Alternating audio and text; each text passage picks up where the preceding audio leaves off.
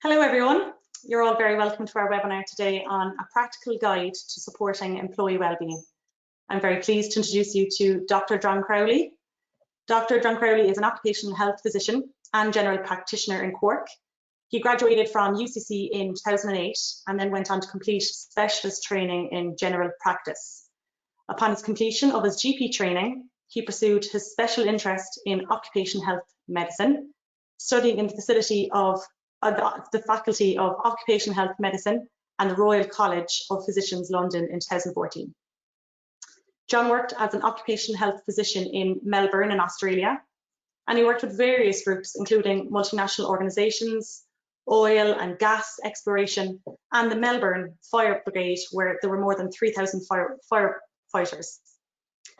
Dr. Crowley's occupational health practice, yourdoctor.ie, now cares for employees of a wide range of organisations in the south of Ireland. Tech, manufacturing, pharma, and small to medium-sized employers are all engaged in yourdoctor.ie. A full range of occupational services exists for all a range of employers. So COVID-19 has presented a set of new challenges, and it will continue to do so, which will further impact our mental health. So by taking a proactive approach to mental health in the workplace, it'll bring multiple benefits to both the employer and the employee.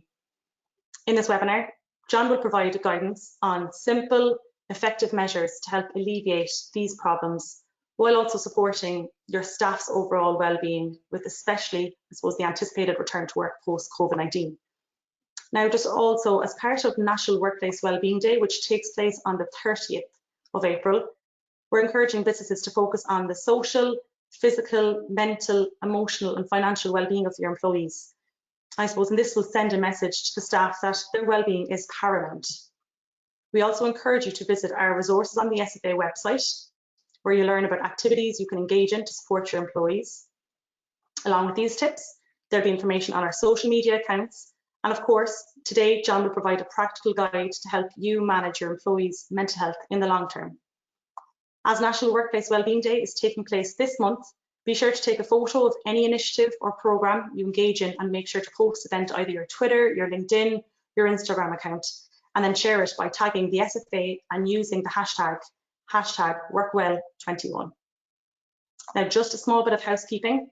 The webinar will be recorded and the recording will be circulated. And we do encourage you then to circulate it internally to your colleagues and your staff in your small business, just to support your company's well-being and wellness initiatives. So now let me pass you over to John. Welcome, John. Thank you very much, Emma. Firstly, I'd like to thank you, Emma, for organising this webinar, and IBEC for inviting me to take this opportunity to speak to your members on such an important subject today. Mental health and your team's mental health well-being is so important, and it's a critical part of everybody's business.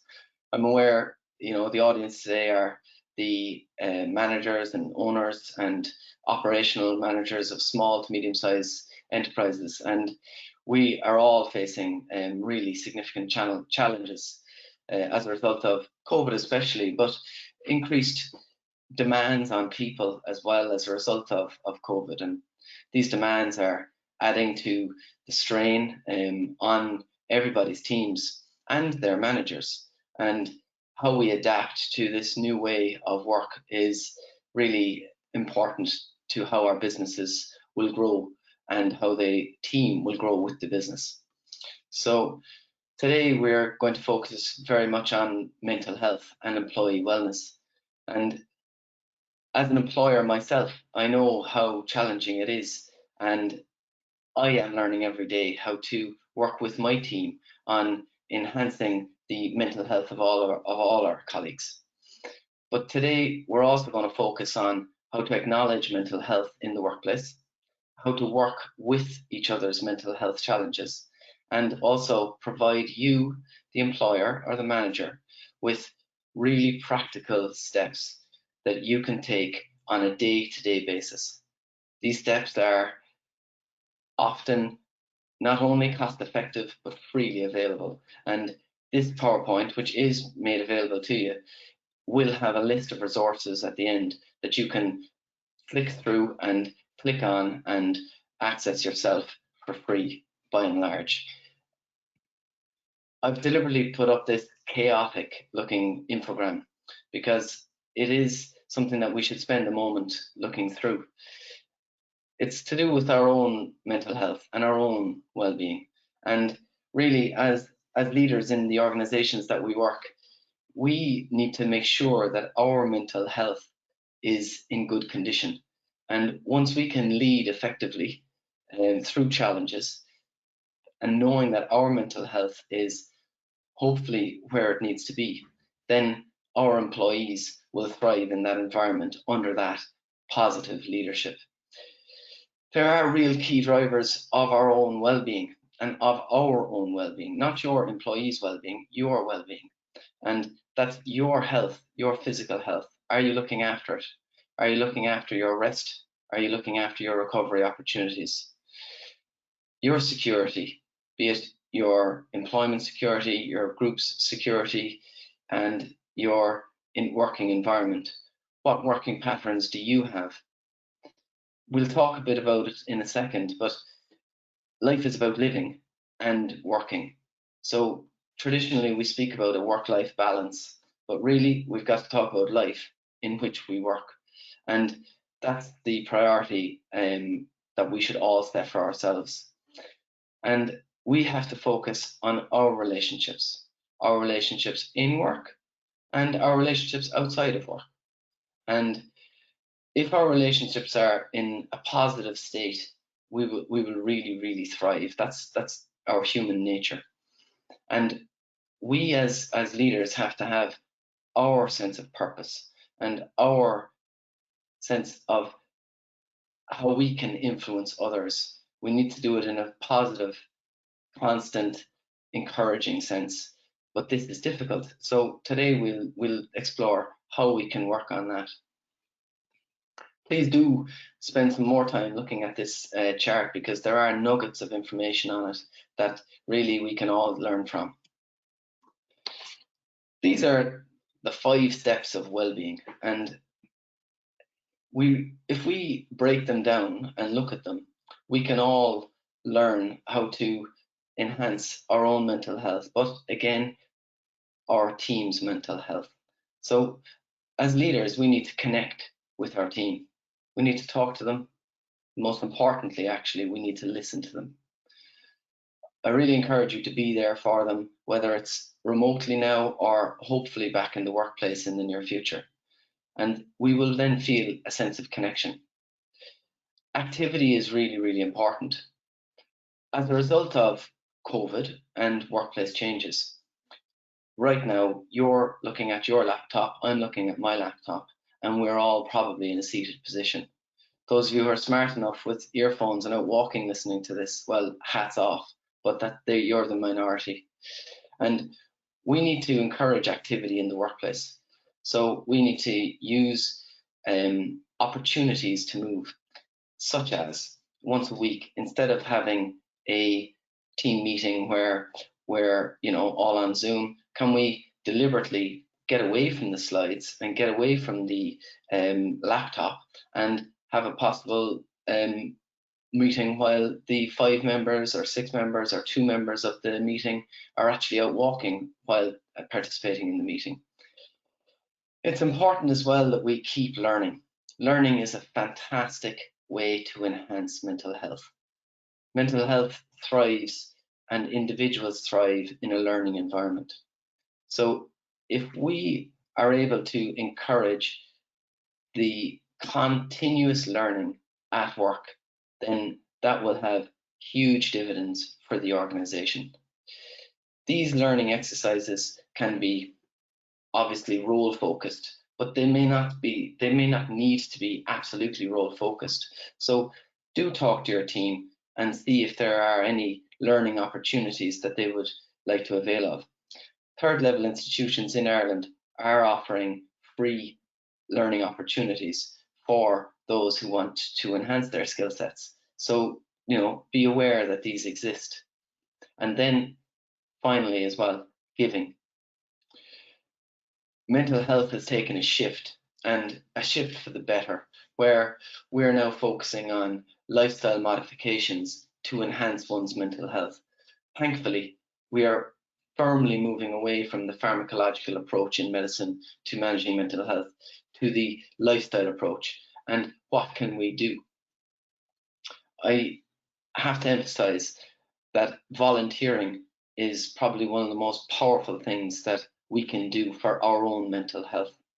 It's well documented that the volunteer is the main beneficiary of a volunteering act, not the recipient of the volunteering act, but the giver. So those who give time, those who give advice, and those who give a presence do really, really well themselves. Mental health at work is on the up, and this is a chart on the left that relates to the Labour report in Great Britain that's available on the Health and Safety Executive website in the UK.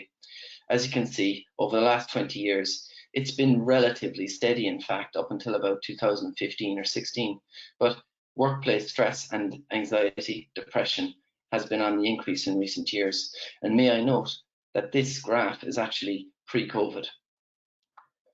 The impact of poor mental health is extremely expensive for business. And we need to acknowledge this, because we all are under the impression that it's to do with absenteeism as a result of stress and absenteeism as a result of depression and anxiety. But in fact, the real cost is as a result of presenteeism. And what is presenteeism? Presenteeism is the poor performance of the ill individual who remains at work. They can stay in work without any engagement for years, and it is extremely expensive for the employer to have these members on your team. They can be helped, and that is a very, very cost-effective measure that can be taken by any employer. This is Maslow's hierarchy of needs, and really the reason I've put it in is to emphasize the reward for the individual, the team, and the employer regarding the fulfillment of one's needs. So safety, security, having a roof over your head, that's all fundamental. A sense of belongingness and love, intimate relationships and friends, that has actually been chipped away at and eroded as a result of our need to disperse as a result of COVID and the need to engage remotely as a result of COVID. That is having an impact on mental health. The feeling of accomplishment has also been compromised because people have had to adapt. There's been a massive emphasis on change, and change is good, and there are very positive things that can be taken from change, but it's also a challenge, and some people respond really, really well to it, and others struggle. And then the self-actualization, that is when you really are about to go from like good performance to peak performance. And if you can have your team going from good performance to peak performance, you're really on a roll as an employer and a leader. How does one achieve this? Really by the learning. So if one has the opportunity to enhance their knowledge and succeed in enhancing their knowledge, they have a huge sense of reward, and I'm sure we can all relate to that. Now, the good news, employment benefits. So we all know that there are huge benefits to employment, and it's not all financial. Emma, you did touch on it at the start. There are biological benefits, there are psychological benefits, there are social benefits, and there's a material well-being as well as an emotional well-being associated with employment. We get a social identity and a status as a result of our employment. And this gives us structure and a purpose and a sense of personal achievement. Again, going back to the hierarchy that I just referred to. We also gain social contacts and social supports as a result of our co-workers. And this is a really, really important thing to emphasize as well. How do we maintain them? We maintain them by increasing engagement levels with each other, by having a positive mental well-being where organizations and individuals can work together. And a strategic approach is required for this. We do need to plan how we can enhance all of this, and like putting together an employee well-being policy in work is a very proactive step, and doing this with your team is the best way to approach it, not sitting down at your desk and writing up a plan that suits you. Collaborate with your employees, engage with your team and ask them, what do they want? Now that seems like a frightening thing to do as well, but actually you'd be surprised. Many of them just want opportunities to engage. Instead of having like back-to-back meetings on Zoom now, is there a possibility to have a breakout where there's a 15-minute no work conversation takes place, once a week on a Tuesday at 11 o'clock, or every day every day at 11 o'clock if you want, for 10 minutes. This is something to consider. Mental health in the workplace, how do we prevent it? Really, it's not about prevention. It's about working with it, acknowledging it, and dealing with the inevitable mental health challenges that will result in the workplace and outside the workplace. Providing support for employees was just referenced regarding the wellbeing policy. Engaging with your staff and helping them foster a resilience and an openness to talking about mental health. There are numerous free counselling services, and I have an extensive list of free resources for you coming up. Please try and make everybody's work, including your own, meaningful work. What are the positive outcomes as a result of the task that you're asking somebody to do or that you're doing yourself? And have realistic timescales. Mental health stresses are exacerbated by unrealistic timescales. And again, let's go back to the basics. We want a life that has work. That's the balance. What can we do in times of crisis regarding our mental health and the mental health of your team? If somebody is off and feeling unwell, be it due to physical causes or psychological causes, I strongly recommend that you, the employer, touches base with your employee in the first week, and if not the first week, certainly the second week. It's really important to have an empathetic approach and inquire, how are they getting on? A wellness recovery action plan. What is this? I have resources available to you from the Faculty of Occupational Medicine in the UK, which outlines a step-by-step guide for employers in the return to work in the post-COVID era. Now, this resource is absolutely applicable to other types of returns to work. It does not have to be in the context of a post-COVID absence. It can be a post-surgical absence. It can be post-bereavement. It can be post any other absence. But the principles for you to be guided with are very, very similar and applicable throughout. Managers may consider additional training. Yes, perhaps, but this is not essential. And really having an open, empathetic approach to the well-being and the health of your colleague and co-worker is what's most important. Considering organizational change, that's a possibility and that's an option. However, considering how the sick or absence journey goes before it happens is what's really, really worthwhile.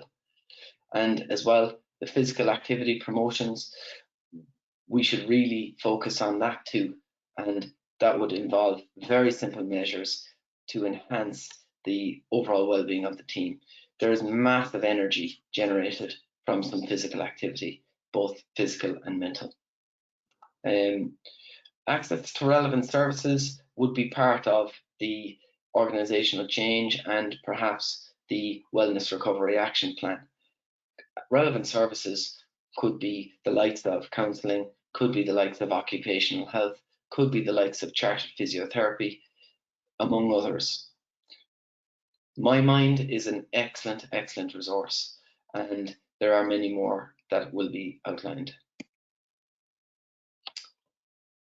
Do look at the workplace and do really objectively review it, where you study the demands of your workplace. What's the workload like? What are the work patterns like? Is it shift work? Is it nighttime work only? Is it early morning work only? Can this be modified if necessary? And as well, what's the work environment like? Is it a solitary work environment? Is it at home exclusively or otherwise? Is there any room for tweaking? And do ask your team member, what do they think of it? Make your work environment your own. So personalize it. Put something up on the wall that makes you think of a positive thing. We need to try and avoid the natural tendency for negative thoughts. Make the workplace a positive environment. Regarding control and autonomy, does your team member have any control or any autonomy when it comes to their work, when it comes to their role, and when it comes to their work environment? Give control and give autonomy to your co-worker if possible. Supports, this is emotional supports as much as anything else. Offer encouragement, offer training resources if available, and do engage with their line manager if they have one, and do engage with their colleagues if they have them. Regarding relationships, do promote positive working relationships. Avoid conflicts, deal with it early, and before it arises, ask them, how are they getting on? Is there anything that you can do to help? And if that comes out of the blue, they may be surprised, but it's a very positive thing for a leader or an employer or a manager to do. Regarding one's role, ensure that there's clarity with the person who is filling that role. Do they understand what they have to do, how they have to do it, and whether it's achievable or not? And role conflict does exist in organizations. And if there is any role conflict, try and engage with the parties early in order to iron out any conflicts that may exist. And change. Engage early regarding change. Ask others before change is implemented, and then change can be considered and implemented. Regarding occupational health, what do they do? So really, it's the study of health, the effects of health on work. So the employees' health and their underlying health conditions and how that would impact on their work. But equally so, it's the evaluation of work on health and the impact work has on one's health. So if you look at like the cycle of health in conjunction with productivity, we look at the individual, their chronic diseases, their health risks, and their health status. We look at their lifestyle and their choices. We look at their ability to work, and subsequently, if there is a time off work, can they have modifications put in place to get them back to work? Those who go back to work earlier do better. Those who stay off work longer do worse. And there's a few markers that I want all of you to be aware of. So short-term absence is very disruptive to all our businesses. We know that. But when a short-term absence moves into a longer-term absence, like 4 weeks or longer, then really we need to be doing something in order to evaluate whether this individual can go back to work. And if this goes on and is not addressed, 6 months is an extremely concerning time period to be off work. Statistically, the chances of going back to work after 6 months off work are very, very low. So what we want to generate is people to thrive in work. We want to acknowledge those who are struggling in work, and we will absolutely address those who are unfit to work. But getting people in the workplace is absolutely key for everybody, the employee and the employer. So what do you do now? I really would encourage you all to engage with your team. Take this opportunity to contact them, ask them how they are, if there's anything you can do for them. Listen to what they have to say and offer something, even if it's your listening time, your empathetic approach. It doesn't have to be materialistic. They just need to know that you're in there with them and that you are caring for them. It does not have to be materialistic. And give them something, be it your time, be it a acknowledgement of good work, be it any other type of reward. It doesn't have to be financial. And remind them of the supports that you have in place for them. These are the counselling resources that I'm talking about, the medical opinion if necessary, but that's the type of support that employees thrive on. This is an employer resource list. It's hyperlinked, so you can click on the blue text there, guidance for managers and employers on facilitating a return to work of employees. That is the document that I referred to, which is COVID specific, but it talks about, when to engage with the employee. It talks about whether they would benefit from any health services that you can offer as an employer. They talk about how to engage at the first meeting, how to arrange the follow-up meeting, which should be done at the time of the first meeting. As the manager, you can look at ways of overcoming obstacles for returning to work, suggesting potential adjustments in the workplace if necessary. There are so many that you can go through. A graduated return to work, a modification of duties, which can evolve back to the pre-absence role, a change in commute times, a option to blend the work from home with the return to the actual workplace, all COVID guidelines into consideration as well. Regarding the second resource, mental health at work, this is an excellent toolkit that offers the employer little nuggets on how to address common challenges that we all face at the moment. Regarding the stress associated with video, making recordings, engaging with phone calls, there's really, really good short clips on that resource. And then for your employee, share this with them. This is all free. So what I've given you so far, everything is free. This could be part of your wellness policy at work, making these resources available to your team. The Samaritans, Aware, Pieta House, the HSC guidance is looking after your mental health. Much of the detail that I've discussed is all on this website and many more websites. And finally, this is a toolkit that I really, really recommend. It's from New Zealand. It's so self-explanatory. It offers a roadmap for you and your team to follow with examples of team engagements that you can do. You can do this remotely, you can do this in person while adhering to social distancing.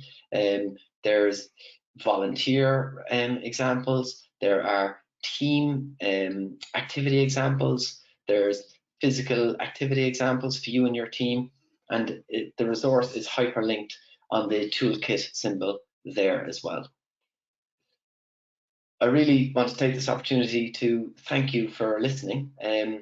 I know you're all really busy, and I think this is a Friday when you're logging onto this, so all the more reason to make it a short presentation. I hope that I have offered you some tools that will help you navigate and acknowledge and cope with the continuous challenges that mental health present in the workplace. Emma, I'd be delighted to take questions if you have any, and I wish you all the very best. If there's any questions any of you have, I would be delighted to help you. Please email me or contact me via the website, and I wish you all the best in 2021. Thank you. Wow, John, look, thanks very much for that fantastic presentation. I was even taking notes myself, because there's obviously, as my role as a HR executive, there's things that I'm constantly learning about this, and your bits about collaboration with the HR policies and things like that. It's fantastic. So it's great to have you on today. If you don't mind, I actually have received some questions just in advance of this, and I might ask you 2 or 3. So one question that we've received is, what are some of the cost-effective initiatives or activities that the employer can engage in to support the employees' mental health? So I know you touched on some of that, if you'd just like to answer. Yes, like cost effective is very important, as we've emphasized. So I would focus primarily on physical activity, engaging with the employee. Resources that are available would include mymind.org. So this is a counselling resource that is free. It has been made available by the government, and it is a wide-ranging resource that is not only COVID specific. COVID has brought about some good things too, and this would be focusing very much on mental health tools, but these are free resources, and I really encourage all employers to, first of all, be aware of them, secondly, to make your team aware of them, and thirdly, of course, use them. Brilliant. Okay. I suppose a complex question, and I have received this a couple of times. It's, how can I approach and support an employee that I know is struggling with their mental health? Well, you made a very important point there. You said is struggling with mental health. So that's the first hurdle and the biggest hurdle that you've just overcome. So now you're in a position to engage with them, and you can engage with them as an employer with confidence that you are not entering any sensitive zones that you shouldn't be. Because, of course, employees and their health, we're all very private people, really, and dealing with our own health is a very private matter. And it's a matter that we're often extremely uncomfortable with our employers knowing. And should we know our employees' health conditions? Really? No. We should acknowledge them if we do know them. And regarding the question you asked me, you do know them. So I would absolutely encourage you to engage with your team member who has mental health challenges that you know of. Pick up the phone and ring them. Say, how are you? How's it all going? Is there anything I can do for you? I'm really sorry that you're under pressure and you're feeling this way, but we really want you to get better. And is there anything I can do to help you on that journey? And that's the kind of language I would emphasize. I would encourage. I would not emphasize a return to work early. Let's say in the first week, like I've just proposed. I would emphasize engagement with the team member at that point.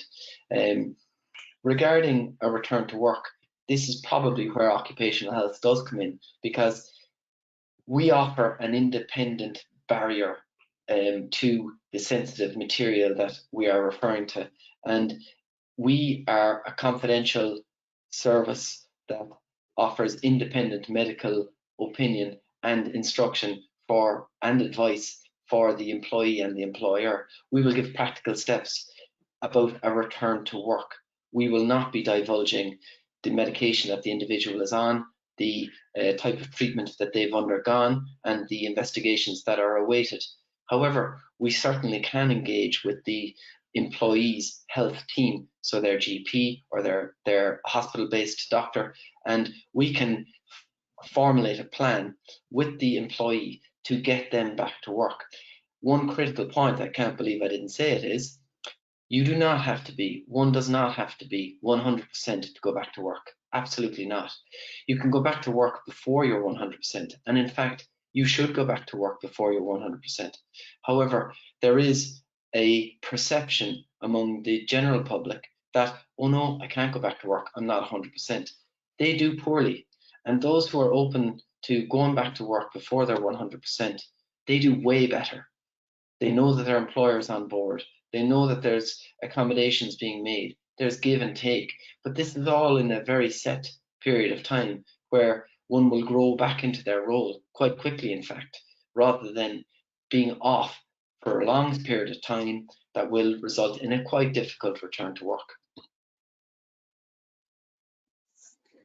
Well, I think you hit the nail on the head there in giving some practical advice, but I think we'll all agree in saying that we'll have to listen back over this webinar because you had so much information there. That's fantastic. I just have one other question. From an occupational health physician's perspective, would you see any correlation between people's mental health and their employment? Yes, Emma, there's really extensive evidence to support this approach of going to work to enhance your mental health. Those who don't work have inferior health markers, both mental, physical, and so what we say in medicine is biological, psychological, and social. They're all impacted negatively when one does not work. Work is extremely good for your health, believe it or not. And it goes back to one of the earlier slides there with Maslow's hierarchy of needs. It's this self-actualization. That's when you can turn your team from good performers into superb performers. Those of us who are really in fifth gear are those who are in the top of the triangle, and we are utilizing our skills and enhancing our learning and are coming to absolute peak performance, and that's because we are in the self-actualization zone, and one can really only be there when they're fulfilling their skill sets, they're in work, and they're a thriving human being physically and mentally. Fantastic. Well, look, I suppose that brings us to the end of today's webinar. John, thank you so much. Thank you so much for coming on and speak. I suppose for my members and for all the SFA members, the small businesses, thank you so much for sharing your advice and your tips. I know I have many takeaways from today. I suppose I know the two key tips that I've took from today is probably the collaboration piece and your advice on, openness with the employee on the mental health, and especially in creating policies around that. And also your tip, just I suppose it's a very simple tip: get out, go for a walk, get away from the screen. I think we can all benefit from that tip. Look, no doubt it's brilliant. It's great that we can hear from an expert in the field of occupational health and to hear about the practical ways we can all help our colleagues and our employees. I hope you all took something from this today and you'll be able to educate your employees. And as always, huge thank you to Luke and the IBEC webinar team just working in the background. And just another thanks, John, for your fantastic presentation. Thank you very much. See you all. Thank you.